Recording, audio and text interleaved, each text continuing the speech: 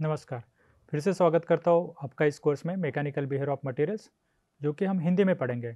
Last part तक हमने देखा था कि सॉलिड सॉल्यूशन स्ट्रेंथनिंग क्या होती है, और उसमें हमने देखा था कि इलास्टिक इंटरैक्शंस क्या होते हैं या इंटरैक्शन एनर्जीज क्या होती है। इस बारे में इस कोर्स में हम और इस पार्ट में हम देखेंगे कि क्वार्टरल एटमॉस्फेयर क्या होता है और उससे यील्ड पॉइंट फिनोमेना हम कैसे एक्सप्लेन कर सकते हैं। तो हम यील्ड पॉइंट फिनोमेना हम देखते हैं माइल्ड स्टील में। अभी माइल्ड स्टील क्या है? माइल्ड स्टील जब हम बात करेंगे तो ये जो यील्ड पॉइंट फिनोमेना मिलता है जब माइल्ड स्टील वेल एनिल्ड हो। वेल एनिल्ड यानी जहाँ पे मेरी डिसलोकेशन डेंसिटी कुछ इस ऑर्डर पे हो 10⁻⁷ पर सेंटीमीटर स्क्वायर। और जब हम माइल्ड स्टील की बात करें तो इंटरस्टिशियल सोल्यूट जो है यहाँ पे कार्बन या नाइट्रोजन वो लेस देन होने चाहिए 0.25 वेट पर से। अभी ये हो गया मेरा माइल्ड स्टील। अभी जब कार्बन और नाइट्रोजन की मैं बात करूंगा तो ये जो सोल्यूट एटम्स है ये मेरे ओवरसाइज्ड इंटरस्टिशियल सोल्यूट एटम्स हैं। ये ओवरसाइज्ड है और हमने देखा था कि जब एटम्स सोल्यूट एटम्स ओवरसाइज्ड है तो वो डिसलोकेशन के साथ कहाँ इंटरैक्ट करते हैं। तो अगर मेरे पास कुछ एज डिसलोकेशन इस तरह से है तो हमने देखा था कि वो स्लिप प्लेन के नीचे जाते हैं या पोजीशन ऑक्यूपाई करते हैं। तो कार्बन और नाइट्रोजन ये ओवरसाइज इंटरस्टिशियल एटम है और ये ऑक्यूपाई करेंगे स्लिप प्लेन की नीचे वाली पोजीशंस इस तरह से। अभी हम इसके वजह से ये जो सोल्यूट एटम्स यहाँ पे ऑक्यूपाई कर रहे हैं इसके वजह से स्ट्रेंथनिंग में या स्ट्रेंथ में क्या असर होता है ये हम देखेंगे। अगर आपको ये डाउट है कि कार्बन और नाइट्रोजन ओवरसाइज किस तरह से, तो आपको कैलकुलेट करना होगा। हमने देखा था कि कार्बन और नाइट्रोजन जाते हैं इंटरस्टिशियल वॉइड्स पे, और कौन से इंटरस्टिशियल पे वॉइड्स पे जाते हैं? वो जाते हैं ऑक्टाहेड्रल पे जाते हैं। अगर वो ऑक्टाहेड्रल पे जाते हैं तो आप इसका ऑक्टाहेड्रल वॉइड का रेडियस कैलकुलेट करिए और रेडियस कार्बन और रेडियस ऑफ नाइट्रोजन इसके साथ उसकी तुलना करिए। और ओवरसाइज्ड होगा तो हमें पता है कि वॉइड के जो रेडियस है उससे हमारा कार्बन और नाइट्रोजन का रेडियस बड़ा होना चाहिए। इसके वजह से अभी देखते हैं, अगर ये ओवरसाइज्ड है तो हमने देखा था कि स्लिप प्लेन के नीचे जाएंगे। तो मान लेते हैं मेरा क्रिस्टल है कुछ इस तरह से, और हम मान लेते हैं कि एक डिसलोकेशन है, एज डिसलोकेशन इस तरह से मैंने मार्क किया, और ये हो गया मेरा एक्स्ट्रा हाफ प्लेन, और ये स्पेसिफिक स्लिप प्लेन की बात कर रहा हूँ मैं यहाँ पे, और एक डिसलोकेशन की बात कर रहा हूँ। अभी हम देखेंगे कुछ यहाँ पे कार्बन एटम्स है जो कि डिजॉल्व्ड है मेरे मैट्रिक्स में या सॉल्वेंट में, जो कि मेरा आयरन है, अल्फा आयरन यहाँ पे मैं बात कर रहा हूँ। तो ये इन डिफेक्ट्स को, ये पॉइंट डिफेक्ट्स है, यानी जो कार्बन या नाइट्रोजन है इनको मैं पॉइंट डिफेक्ट्स भी कह सकता हूँ। यहाँ पे इन डिफेक्ट्स को मैं कहूँगा फील्ड ऑफ पॉइंट डिफेक्ट्स। अभी क्या होगा, इस डिसलोकेशन की जो स्ट्रेस फील्ड है वो ये जो सोल्यूट एटम्स है इनके डिस्टॉर्शन के स्ट्रेस फील्ड के साथ इंटरैक्ट करेगी। हमने देखा था कि एक इंटरैक्शन एनर्जी वो होगी, और ओवरसाइज्ड एटम के लिए ये जो सोल्यूट एटम्स है वो स्लिप प्लेन के नीचे जाएंगे और वो कुछ इस तरह से जाएंगे अट्रैक्ट होके, और यहाँ पे मैं देख पा रहा हूँ कि स्लिप प्लेन के नीचे मुझे ये सोल्यूट एटम्स इस तरह से अरेंज हो जाएंगे, और इसको हम कहते हैं क्वार्टरल एटमॉस्फेयर। ये जो अरेंजमेंट यहाँ पे हमने देखी ये है मेरी क्वार्टरल एटमॉस्फेयर, या इसको हम क्वार्टरल बिल्बी क्लाउड भी कहते हैं, क्योंकि यहाँ पे ये जो सोल्यूट एटम्स है ये इनका कॉन्सेंट्रेशन बढ़ जाएगा, या यहाँ पे ये जो सोल्यूट एटम्स है मेरे डिसलोकेशन के साथ इंटरैक्ट करके इसकी एनर्जी थोड़ी कम करेंगे। इसको हम कहते हैं क्वार्टरल एटमॉस्फेयर और क्वार्टरल बिल्बी क्लाउड। अभी क्वार्टरल एटमॉस्फेयर तो हमें समझ में आया, अभी इसका असर क्या होगा यील्ड पॉइंट पे ये हम देखेंगे। तो उसके लिए हम एक केस कंसिडर करते हैं। जब यील्ड पॉइंट में बात करूंगा तब मैं स्ट्रेस और स्ट्रेन की बात कर रहा हूँ। तो यहाँ पे मैं स्ट्रेस और स्ट्रेन प्लॉट करने वाला हूँ, और ये हम देख रहे हैं माइल्ड स्टील के लिए। और जब मैं स्ट्रेस स्ट्रेन प्लॉट करता हूँ तो मैं डिफॉर्मेशन कांस्टेंट स्ट्रेन रेट पे करता हूँ। मुझे यील्ड पॉइंट जब निकालना है तब मैं कांस्टेंट स्ट्रेन रेट पे डिफॉर्मेशन करता हूँ।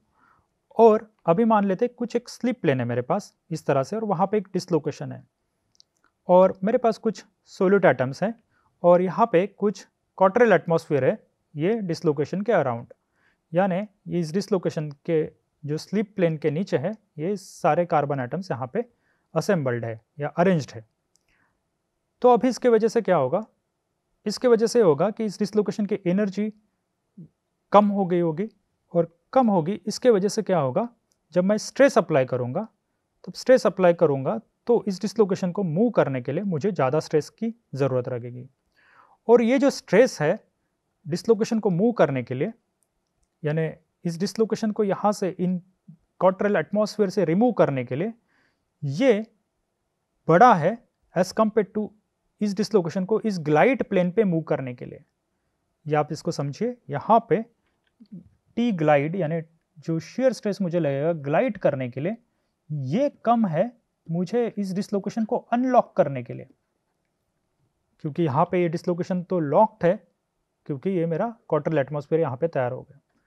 तो पहले इस डिसलोकेशन को मूव जब करना है इस स्लिप प्लेन पे, तो मुझे ज़्यादा शेयर स्ट्रेस या स्ट्रेस की ज़रूरत रहेगी। तो जब मैं डिफॉर्मेशन करूँगा, तो पहले तो इलास्टिक डिफॉर्मेशन होगा, उसके बाद एक पॉइंट यहाँ पे मैं रीच करूँगा स्ट्रेस का, जो इस डिसलोकेशन के अनलॉक स्ट्रेस के बराबर होगा, ये पॉइंट यहाँ पे। तो ये पॉइंट यहाँ पे रीच करूँगा, और जैसे ये पॉइंट यहाँ पे रीच करूँगा तो ये डिसलोकेशन यानी इतना स्ट्रेस मैंने अप्लाई किया कि ये क्वार्टरल एटमॉस्फेयर से मेरा डिसलोकेशन फ्री हो जाएगा, और फ्री होके फिर मूव करेगा।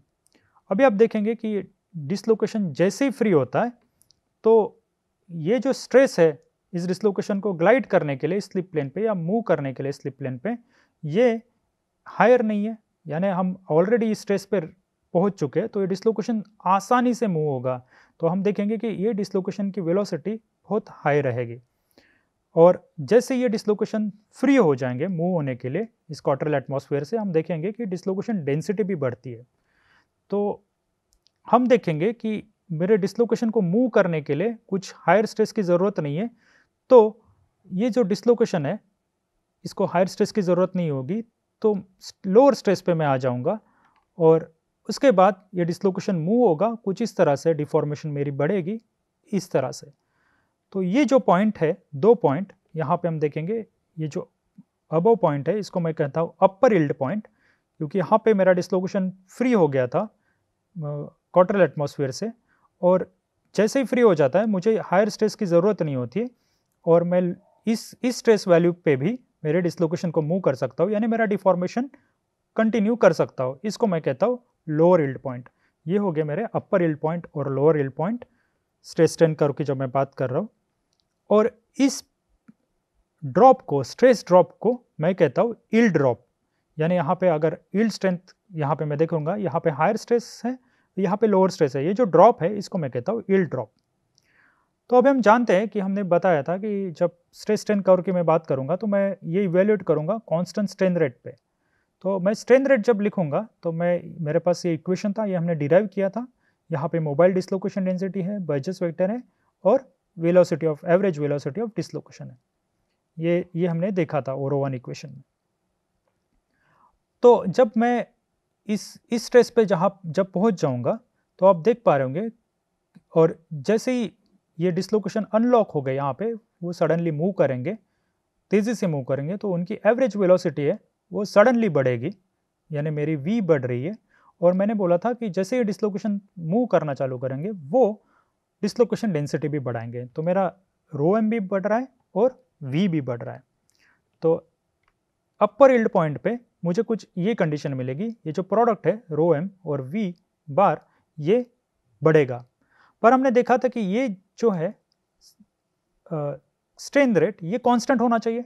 अगर ये कांस्टेंट है तो क्या इसको कांस्टेंट करने के लिए क्या कर सकते हैं, क्योंकि ये b तो मेरा कांस्टेंट है, तो इसके लिए एक ही चीज़ हो सकती है कि अगर मेरा गामा स्टार कांस्टेंट रहना चाहिए या स्ट्रेन रेट कांस्टेंट रहना चाहिए, तो मेरा स्ट्रेस जब डिक्रीज होगा, हमने देखा था कि जैसे ही स्ट्रेस मेरा डिक्रीज होगा वैसे ही ρm और v की वैल्यू डिक्रीज हो सकती है। स्ट्रेन यहाँ से डिक्रीज होगा और मैं लोअर यील्ड पॉइंट पे पहुँच जाऊँगा। तो स्ट्रेन रेट कांस्टेंट रखने के लिए, क्योंकि मेरा ρm और v स्टार बढ़ा हुआ है, तो स्ट्रेस अगर कम हो जाए तो मैं इस स्ट्रेन रेट को कांस्टेंट रख पाऊँगा। और इस स्ट्रेन रेट को कांस्टेंट रखने के लिए मैं यील्ड पॉइंट तक, लोअर यील्ड पॉइंट तक आ जाऊंगा और इसी को हम कहते हैं यील्ड ड्रॉप। तो यील्ड ड्रॉप हमारे स्ट्रेन रेट कांस्टेंट रखने के लिए होता है। अभी ये जो डिफॉर्मेशन है ये हमने समझ लिया, अपर यील्ड पॉइंट और लोअर यील्ड पॉइंट। अभी ये जो डिफॉर्मेशन है ये प्लेट्यू रीजन है, यानी यहाँ पे देखेंगे कि जो स्ट्रेस है वो मोर और लेस कांस्टेंट है, वो चेंज नहीं हो रहा है यहाँ पे। तो ये जो कांस्टेंट स्ट्रेस है इसको हम कहते हैं यील्ड पॉइंट इलोंगेशन। यहाँ पे कुछ यील्ड पॉइंट इलोंगेशन हो रहा है। अभी इसको हम समझते हैं यील्ड पॉइंट इलोंगेशन को क्या कैसे हो रहा है। हम देखेंगे कि यहाँ पे कुछ डिफॉर्मेशन इस तरह से हो रहा है। तो ये मेरा टेंसाइल सैंपल है और इसको मैं स्ट्रेस कर रहा हूँ। तो यहाँ पे कुछ लोकलाइज्ड यहाँ पे डिफॉर्मेशन चालू हो गई। यहाँ पे जो 1 मैंने मार्क किया है और ये जो डिफॉर्मेशन है 1, ये जो 2 है, 3 है, 4 और 5, ये सारी लोकलाइज्ड डिफॉर्मेशन। आप देखेंगे कि ये जो बैंड्स यहाँ पे बन रहे हैं सैंपल के ऊपर, इसको हम कहते हैं ल्यूडर्स बैंड। तो ये ल्यूडर्स बैंड यहाँ पे बनेंगे और ये प्रोपोगेट होते हैं। आप देख पा रहे होंगे कि एक इस तरह से प्रोपोगेट हुआ है, यहाँ पे मैं बता रहा हूँ इस तरह से प्रोपोगेट हो रहा है गेज लेंथ में। तो गेज लेंथ में इस तरह से प्रोपोगेट हुआ है, तो एक रीजन जो है यहाँ पे बढ़ गया है यहाँ पे इस तरह से। तो और यहाँ पे भी आप देखेंगे कि ये जो लोकलाइज्ड डिफॉर्मेशन है वो बढ़ रही है। और जब ये पूरा सैंपल का गेज लेंथ कंप्लीट हो जाएगा मेरे लोकलाइज्ड डिफॉर्मेशन के द्वारा, तब मुझे जाके एक होमोजेनियस डिफॉर्मेशन इस तरह से मिलेगी। अभी हम देखते हैं कि ये लोअर यील्ड पॉइंट पे ये यील्ड पॉइंट इलोंगेशन के हमने तो स्कीमेटिक द्वारा दिखा दिया है कि इस तरह से एक ल्यूडर्स बैंड बनेंगे जो कि लोकलाइज्ड डिफॉर्मेशन है। तो इनको भी हम इनहोमोजेनियस डिफॉर्मेशन कहते हैं क्योंकि ये लोकली प्रोपोगेट हो रहे हैं। अभी ये क्यों हो रहा है ये समझेंगे। ये मेरा डिफॉर्म्ड रीजन है जहाँ पे मैंने बैंड्स लिखा है और जो ब्लू कलर है वो मेरा अनडिफॉर्म्ड रीजन है। तो मेरा जो डिफॉर्म्ड रीजन है वो बढ़ेगा कुछ इस तरह से। और यहाँ पे आप देख पा रहे होंगे कि जब इस स्टेज पे आ जाऊँगा मैं यहाँ पे, तो ये जो पूरा अनडिफॉर्म्ड रीजन है वो कवर हो जाएगा डिफॉर्म्ड रीजन से और उसके बाद मुझे होमोजेनियस डिफॉर्मेशन मिलेगी। अभी जानते हैं कि ल्यूडर्स बैंड्स कैसे तैयार होते हैं। उसके लिए हमें समझना पड़ेगा कि हम पॉलीक्रिस्टलाइन मटेरियल की बात कर रहे हैं यहाँ पे। जब मैं पॉलीक्रिस्टलाइन मटेरियल की बात कर रहा हूँ, जब मैंने इसको टेंसाइल डिफॉर्मेशन किया तो सबसे पहले किस ग्रेन पे डिफॉर्मेशन चालू होगा। तो हमने देखा था कि ये डिफॉर्मेशन चालू होगा जहाँ पे श्मिट फैक्टर ज़्यादा है मेरे टेंसाइल एक्सिस के द्वारा। तो यहाँ पे मैं देख पा रहा हूँ कि अगर मैं मान लेता हूँ इस ग्रेन पे अगर श्मिट फैक्टर ज़्यादा है और इस ग्रेन पे कुछ डिसलोकेशंस है, इस तरह से इन दोनों ग्रेन्स में कुछ डिसलोकेशंस है, तो क्या होगा, सबसे पहले ये ग्रेन डिफॉर्म करना चालू होगा और ये जो ग्रेन है होगा ये मेजरली अलाइंड किस तरह से होगा, इसका ओरिएंटेशन ऐसे होगा कि यहाँ पे सबसे ज़्यादा मैक्सिमम शेयर स्ट्रेस लगना चाहिए जो कि 45 डिग्री के अराउंड होता है मेजरली। तो इसलिए ये जो बैंड्स है आप देख पा रहे होंगे कि ये मोस्टली 45 डिग्री से चालू होते हैं। तो मान लेते हैं यहाँ पे मुझे सबसे ज़्यादा श्मिट फैक्टर है, तो ये ग्रेन सबसे पहले प्लास्टिकली डिफॉर्म होना चालू होगा। तो यहाँ पे सबसे पहले मैं इस वैल्यू तक आऊँगा अपर यील्ड पॉइंट तक, तब जाके ये, क्योंकि यहाँ पे डिसलोकेशन जो है वो मेरे क्वार्टरल एटमॉस्फेयर के द्वारा पिंड है यानी बंधे हुए हैं, तो इन डिसलोकेशंस को मुझे फ्री करना होगा। ये जब फ्री होंगे तब जाके मेरा डिफॉर्मेशन आगे बढ़ेगा। तब जब मैं अपर यील्ड पॉइंट तक पहुँचता हूँ तब आप देखेंगे कि ये डिसलोकेशन तेज़ी से मूव होके इस ग्रेन बाउंड्री तक आके रुक जाएंगे कुछ इस तरह से। तो ये डिसलोकेशंस यहाँ पे रुक जाएंगे, तब आप देखेंगे कि इस डिसलोकेशंस की वजह से एक स्ट्रेस कॉन्सेंट्रेशन तैयार होगा इस ग्रेन बाउंड्री के ऊपर, या मैं कह सकता हूँ एक स्ट्रेस तैयार होगा जो असिस्ट करेगा मेरे सेकंड ग्रेन जो है, नेबरिंग जो ग्रेन है, इसके डिफॉर्मेशन के लिए। तो ये जो डिफॉर्मेशन हुआ मेरे लोकलाइज्ड ग्रेन का या लोकलाइज्ड रीजन का, इसको मैं कहता हूँ इनहोमोजेनियस डिफॉर्मेशन। तो मैं कुछ इस तरह से बात कर सकता हूँ, यहाँ पे मैंने देखा यहाँ पे एक स्ट्रेस तैयार हुआ और ये स्ट्रेस असिस्ट करेगा इस डिसलोकेशंस, इन ग्रेन के डिसलोकेशंस को मूव करने के लिए, और वो भी आके यहाँ पे इस ग्रेन की ग्रेन बाउंड्री पे रुक जाएंगे। तो यहाँ पे मैं देख पा रहा हूँ जैसे मैं अपर यील्ड पॉइंट पे पहुँच जाऊँ तो ये डिसलोकेशन मूव हो जाएंगे ग्रेन 1 के, इस ग्रेन को मैं नाम देता हूँ 1 और 2, ग्रेन 1 के डिसलोकेशंस मूव होंगे। तो ये ग्रेन डिसलोकेशंस जब मूव होंगे ये क्रिएट करेंगे एक स्ट्रेस को, और ये जो स्ट्रेस है यहाँ पे जैसे ये मूव हो जाएंगे मैं लोअर यील्ड पॉइंट पे आ जाऊंगा, यानी लोअर यील्ड पॉइंट के स्ट्रेस के करस्पॉन्डिंग आ जाऊंगा। ये जो स्ट्रेस है और ये जो बैक स्ट्रेस है, यहाँ पे मैं बात कर रहा हूँ बैक स्ट्रेस है, ये ऐड हो जाएगा और मेरे जो डिसलोकेशन है, दो के जो डिसलोकेशन है, इनको मूव करने के लिए मुझे कुछ एक्स्ट्रा स्ट्रेस की ज़रूरत नहीं रहेगी। तो आप देख पा रहे होंगे कि ये दोनों मिलके दो ग्रेन के, दूसरे नंबर के ग्रेन के डिसलोकेशंस को मूव करेंगे। तो इसको हम लिख लेते हैं। तो मैं लिख सकता हूँ कि एक स्ट्रेस कॉन्सेंट्रेशन तैयार होगा जब ये डिसलोकेशन 1 मूव होंगे एक ग्रेन में, और ये एक्यूमुलेट होकर ग्रेन बाउंड्री पे एक स्ट्रेस कॉन्सेंट्रेशन तैयार करेंगे, और वो जो स्ट्रेस कॉन्सेंट्रेशन है वो ऐड हो जाएगा मेरे लोअर यील्ड पॉइंट के स्ट्रेस की करस्पॉन्डिंग, और वहाँ से ये दूसरे नेबरिंग जो ग्रेन है उस ग्रेन्स के डिसलोकेशंस को अनलॉक करेंगे और वो भी मूव होंगे, यानी इस ग्रेन 2 का भी डिफॉर्मेशन चालू होगा। इसलिए हम देखते हैं कि जैसे ही लोअर यील्ड पॉइंट आ गया मेरा जो डिफॉर्मेशन है वो प्रोग्रेस होगा कुछ इस तरह से, यानी मैं देख पा रहा हूँ यहाँ के पे अगर मेरा डिफॉर्मेशन चालू हो गया वो प्रोग्रेस करेगा नेबरिंग रीजन्स पे, और जो इनहोमोजेनियस डिफॉर्मेशन है वो प्रोग्रेस करेगा मेरे गेज लेंथ के ऊपर।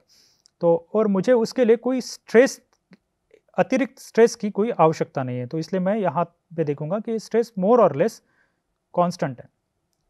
तो अभी हमने ये देखा है यील्ड पॉइंट फिनोमेना, और उसके बाद हमने यील्ड पॉइंट इलोंगेशन भी देखा है। तो अभी हम एक वीडियो देखते हैं जिससे हम समझ पाएंगे एक्सपेरिमेंटली कि किस तरह से ये ल्यूडर्स बैंड तैयार होता है। तो ये क्रेडिट जाता है मेयर और ब्राउमस को, और यहाँ पे हम देखेंगे डिफॉर्मेशन के दौरान किस तरह से सैंपल में ल्यूडर्स बैंड तैयार होते हैं। तो मेरा टेंसाइल सैंपल है, अभी आप देख पा रहे होंगे कि इसको मैं स्ट्रेच करता हूँ तो कुछ ल्यूडर बैंड्स इस तरह से तैयार होंगे गेज लेंथ के ऊपर। तो यहाँ पे देख रहे होंगे कि यहाँ पे कुछ ल्यूडर्स बैंड तैयार हो रहे हैं और यहाँ पे कुछ ल्यूडर्स बैंड तैयार होंगे, और आप देख रहे होंगे कि इसका जो एंगल है अराउंड 45 डिग्री है, क्योंकि यहाँ पे मैक्सिमम शेयर स्ट्रेस मिलेगा टेंसाइल, अगर मैं टेंसाइल फोर्स अप्लाई कर रहा हूँ। और आप देख पा रहे होंगे कि ये ल्यूडर्स बैंड इस तरह से प्रोपोगेट हो रहे हैं, यानी ये ल्यूडर बैंड इस तरह से आ रहा है और ये ल्यूडर बैंड नीचे से ऊपर की तरफ आ रहा है, और ये प्रोपोगेट होके कुछ इस तरह से मूव करेंगे, और जब ये कंप्लीट गेज लेंथ ऑक्यूपाई हो जाएगा इस ल्यूडर बैंड से, तब जाके मेरा इनहोमोजेनियस डिफॉर्मेशन खत्म होगा, फिर मेरा ये जो सैंपल है वो होमोजेनियसली डिफॉर्मेशन चालू होगा। अभी आप देखेंगे कि कुछ हाई मैग्निफिकेशन पे, तो यहाँ पे आप देख पा रहे होंगे कि कुछ ल्यूडर बैंड्स यहाँ पे कुछ तैयार हो रहे हैं, और आप देख रहे होंगे कि ये जो ल्यूडर बैंड्स है इस तरह से प्रोपोगेट हो रहे हैं, और ये इस तरह से प्रोपोगेट हो रहे हैं क्योंकि मेरे कुछ ग्रेन्स यहाँ पे डिफॉर्म होंगे और वो असिस्ट करेंगे मेरे नेबरिंग ग्रेन्स को डिफॉर्म होने के लिए। तो आप देख पा रहे होंगे कि ल्यूडर बैंड्स कुछ इस तरह से प्रोपोगेट होंगे और एक दूसरे के डिफॉर्मेशन को असिस्ट करेंगे। ये होगा मेरा यील्ड पॉइंट इलोंगेशन के दौरान। और अभी आप देखेंगे कि ये सारे ग्रेन्स जो है यानी इनहोमोजेनियस डिफॉर्मेशन इस तरह से प्रोग्रेस करेगा।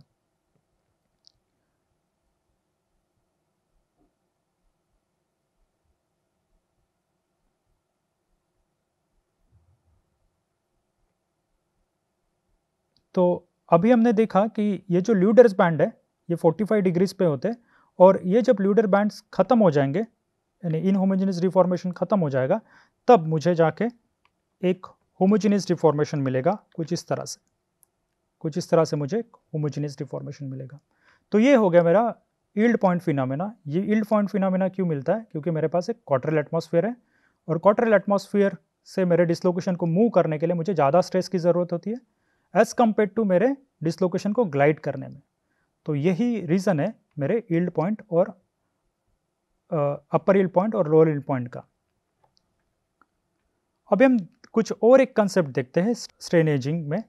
तो स्ट्रेन एजिंग क्या होती है जानते हैं। अगर मेरे पास स्ट्रेस स्ट्रेन रिलेशन है और मेरे पास कुछ डिसलोकेशन इस तरह से जो कि यहाँ पे क्वार्टर एटमॉस्फेयर मैंने यहाँ पे दिखाया इस डिसलोकेशन पे, और मैं स्ट्रेस अप्लाई करता हूँ तो ये डिसलोकेशन मूव होगा और मुझे अपर यील्ड पॉइंट और लोअर यील्ड पॉइंट और इस तरह से कुछ होमोजेनियस डिफॉर्मेशन मिलेगा। जब मैं स्ट्रेन एजिंग की बात करूँगा तब मैं, अगर मान लीजिए मैंने कुछ इस तरह से डिफॉर्म किया मेरा मटेरियल और मैं कुछ समय के लिए यहाँ पे डिफॉर्मेशन रोक दिया या अनलोड कर दिया मेरे सैंपल को, और मैंने सिर्फ शॉर्ट ड्यूरेशन के लिए यानी कम समय के लिए वेट किया, तो ये डिसलोकेशन कुछ इस तरह से मूव हो जाएगा।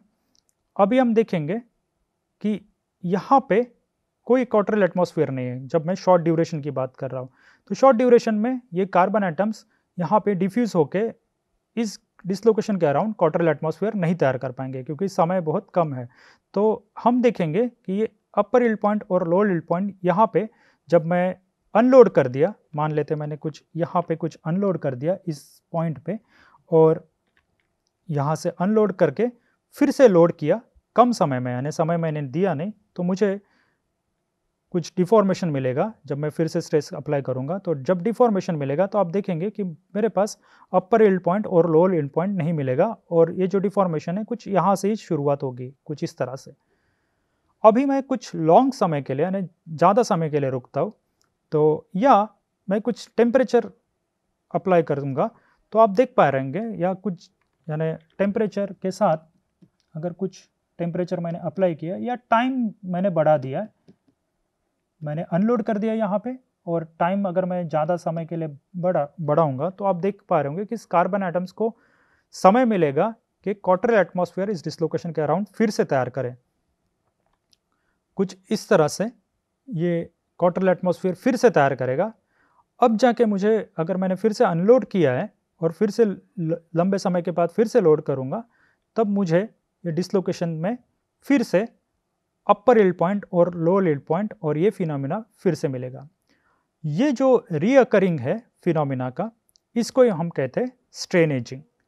तो यहाँ पे हम देखेंगे जब मैंने अनलोड किया था मटेरियल को और इमीडिएटली लोड किया तो यील्ड पॉइंट हमें वापस नहीं मिला था, पर जब हम मटेरियल को टेम्परेचर के साथ या टाइम के साथ लंबे समय के लिए छोड़ देंगे और हम देखेंगे कि फिर से हमें यील्ड पॉइंट वापस मिलेगा। इसी फिनोमिना को हम कहते हैं स्ट्रेन एजिंग। तो ये होगी मेरी स्ट्रेन एजिंग मटेरियल में। अभी हम और एक इफेक्ट देखते हैं, उसको हम कहते हैं पोर्टविन-ली शैटलेर इफेक्ट। ये इफेक्ट में क्या होता है, हम देखेंगे अगर मैं स्ट्रेस स्ट्रेन प्लॉट कर रहा हूँ और मैं रूम टेम्परेचर पे मुझे स्ट्रेस स्ट्रेन मिल रहा है, इस केस में हम देखेंगे कि मैं हायर टेम्परेचर्स पे जा रहा हूँ 373 केल्विन, 473 केल्विन और हायर टेम्परेचर्स पे जाऊँगा 623 केल्विन। तो कुछ इंटरमीडिएट टेम्परेचर्स पे यानी 373 और 473 केल्विन पे मुझे कुछ सेरेटेड यील्डिंग मिल रही है।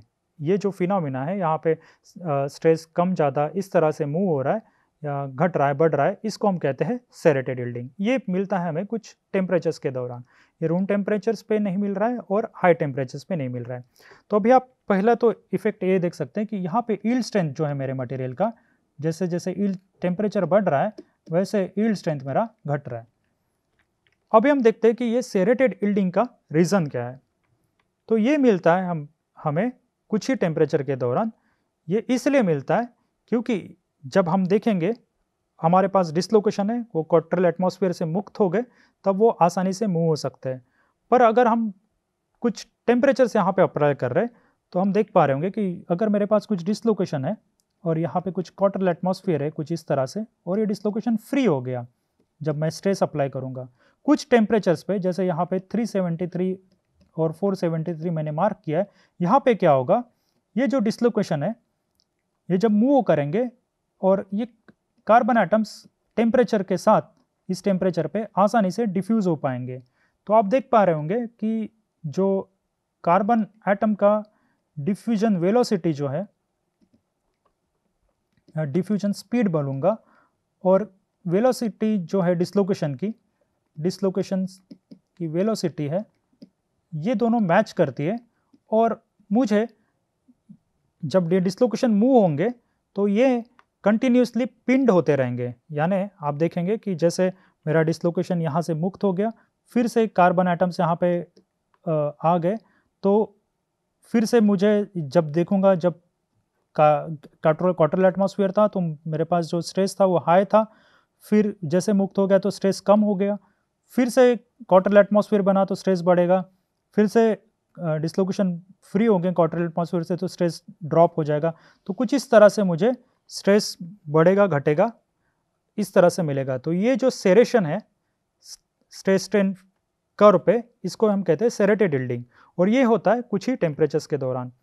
तो यहाँ पे हम देख सकते हैं कि एक स्टेटमेंट हमने लिखा है कि जो सोल्यूट एटम्स हैं ये सफिशेंटली मोबाइल रहते हैं और मूविंग डिसलोकेशन को ये पकड़ सकते हैं या कैच कर सकते हैं और उनको पिन कर सकते हैं। तो यहाँ पे मुझे डिसलोकेशन को रिपीटेडली क्वार्टरल एटमॉस्फेयर से मुक्त करना पड़ेगा, और इसी रिपीटेड लॉकिंग अनलॉकिंग डिसलोकेशंस की वजह से मुझे एक सेरेटेड यील्डिंग मिलती है। इसी इफेक्ट को हम कहते हैं पोर्टलिन ली शैटलर इफेक्ट। अगर हम देखेंगे रूम टेम्परेचर पे, हम देखेंगे कि ये जो सोल्यूट एटम्स की मोबिलिटी है बहुत कम होती है, तो डिसलोकेशन को वो पिन नहीं कर पाते।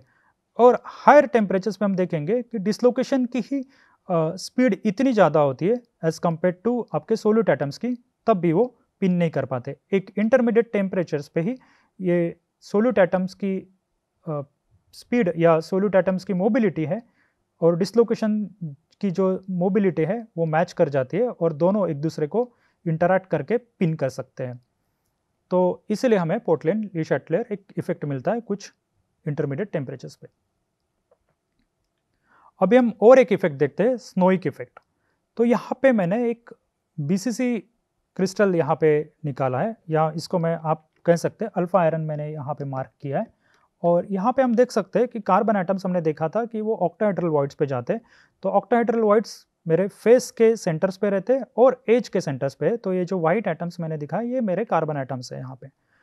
अभी अगर मेरे पास ये इस तरह से क्रिस्टल है और इस क्रिस्टल को मैं स्ट्रेस्ड करता हूँ इस Z एक्सिस के अलॉन्ग, तो आपको यहाँ पे मिलेगा जब इलास्टिक डिफॉर्मेशन होगा इस क्रिस्टल्स का, तब Z एक्सिस के अलॉन्ग इलोंगेशन होगा और कॉन्ट्रैक्शन होगा मेरे X और Y डायरेक्शन के अलॉन्ग। तो मुझे Z डायरेक्शन के अलॉन्ग इलोंगेशन मिलेगा और इस Y और X डायरेक्शन के अलॉन्ग कॉन्ट्रैक्शन मिलेगा। तो आप देख पा रहे होंगे कि ये जो Z डायमेंशन है वो थोड़ी इलोंगेट होगी। तो मेरे कार्बन एटम्स आप देख पा रहे होंगे कि यहाँ से एज सेंटर्स, इस एजेस से, ये मैं यहाँ पे मार्क कर सकता हूँ, ये जो दो एजेस है ये प्रीफर नहीं करेंगे, रादर ये प्रीफर करेंगे यहाँ पे कुछ इस तरह से।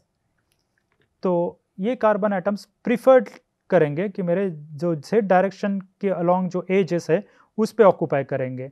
तो यहाँ पे आप देख पा रहे होंगे कि इस केस में जो कार्बन एटम्स मैंने मार्क किए वो Z डायरेक्शन के अलॉन्ग है या इस फेस पे है, पर वो इस एजेस पे नहीं है, X और Y डायरेक्शन को जो पैरेलल एजेस है उन पे नहीं है। तो ये जो ऑर्डरिंग है मेरे कार्बन एटम्स का जब मैं स्ट्रेस अप्लाई करता हूँ, इसको ही हम कहते हैं स्नोइक इफेक्ट। और ये इम्पॉर्टेंट है क्योंकि इंटरस्टिशियल एटम्स यहाँ पे Z एक्सिस के अलॉन्ग मूव हो गए, और जब मैं स्ट्रेस अप्लाई करूँगा 111 डायरेक्शन के, ये यानी मैं किसी पर्टिकुलर डायरेक्शन पे जब अप्लाई करता हूँ तभी ये स्नोइक इफेक्ट मिलता है। 111 डायरेक्शन के अगेंस्ट अप्लाई करूँगा तो वहाँ पे मुझे ये जो साइट है चेंज इन साइट नहीं मिलेगी। ये आप इस ढूंढ सकते हैं कि यहाँ पे जब मैं 111 डायरेक्शन के अलॉन्ग अप्लाई करूँगा स्ट्रेस, तो ये जो साइट है X, Y और Z साइड्स जो है, यहाँ पे स्ट्रेस फील्ड क्या होती है ये आपको फिगर आउट करना है। ये एप्लीकेशन में आता है जब मैं ऑसिलेटरी स्ट्रेसेस अप्लाई करता हूँ। जब मानेंगे जब अगर मैं ऑसिलेटरी स्ट्रेस अप्लाई कर रहा हूँ, जब टेंशन में होगा, तो अगर टेंशन में Z डायरेक्शन के अलॉन्ग फोर्स अप्लाई कर रहा हूँ तो टेंशन में ये साइड प्रीफर की जाएगी टेंशन में, और कॉम्प्रेस जब करूँगा इस क्रिस्टल को इस डायरेक्शन में तो ये साइड्स प्रीफर की जाएगी X और Y कॉम्प्रेशंस में। तो आप देख पा रहे होंगे कि ये जो कार्बन है वो अपनी साइड चेंज कर सकता है जब मैं कोई स्ट्रेस अप्लाई करता हूँ क्रिस्टल को एक पर्टिकुलर डायरेक्शन के अलॉन्ग। तो यहाँ पे आप देख पा रहे होंगे कि स्ट्रेंथ मेरी घटेगी बढ़ेगी उस डायरेक्शन के अलॉन्ग जब मेरे कार्बन एटम्स ऑक्यूपाई करेंगे वो पोजीशंस। तो इसी को ही हम कहते हैं स्नोइक इफेक्ट। और ये हमने बात की थी कि अल्फा आयरन के लिए, तो आपको मैं एक्सरसाइज देना चाहता हूँ कि आप देखिए कि गामा आयरन में मुझे स्नोइक इफेक्ट मिलता है कि नहीं मिलता है। तो इस पार्ट में हमने देखा है कि क्वार्टरल एटमॉस्फेयर से यील्ड पॉइंट फिनोमेना किस तरह से आता है, और दो इफेक्ट्स देखे हमने, स्ट्रेन एजिंग देखा है, पोर्टलैंड ली शैटलर इफेक्ट देखा है, और स्नोइक इफेक्ट देखा है। ये भी सारे मेरे डिसलोकेशंस या स्ट्रेस फील्ड का इंटरेक्शन सोल्यूट एटम्स के साथ, और इससे स्ट्रेंथ किस तरह से घटती है बढ़ती है, ये हमने जाना इस पार्ट में। अभी हमने सॉलिड सॉल्यूशन स्ट्रेंथनिंग के बारे में अच्छे से पढ़ा है। अभी नेक्स्ट पार्ट से हम और कुछ क्या स्ट्रेंथनिंग मैकेनिज्म्स होती है मटेरियल्स में, ये जानेंगे। अभी के लिए यही रुकता हूँ। धन्यवाद।